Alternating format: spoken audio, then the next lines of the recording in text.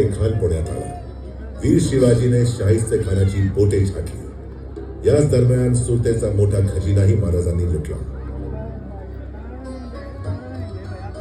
पुरंदरच्या तहानंतर औरंगजेबाचा सरदार जयसिंगासोबत महाराज त्यांचे पुत्र बाल संभाजी राजेंना घेऊन औरंगजेबाची भेट घ्यायला आग्र्याला पोहोचले. तिथे दगाबाज औरंगजेबाने कपटाने त्यांना बंदी केली. परंतु वीरांना रोखू शकती ना भिंती ना धार. महाराजांनी चतुराईने केला तिथून पोबार. आग्र्याहून सुटका झाली.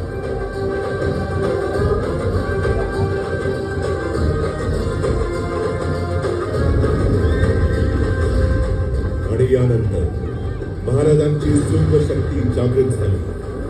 राज्यातून पळून लावला अवघा मुघल आणि स्थापन केले मराठांचे एक छत्री राज्य स्वराज्य.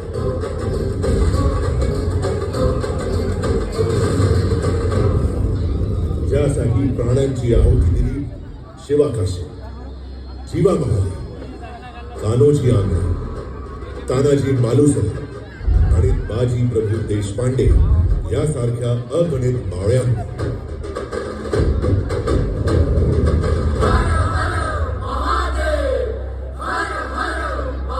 रायगडावर झाली अभूतपूर्व तयारी आणि अखेर तो शुभ समय आला. वैदिक मंत्रांच्या घोषात राज्याभिषेक सोहळा संपन्न झाला.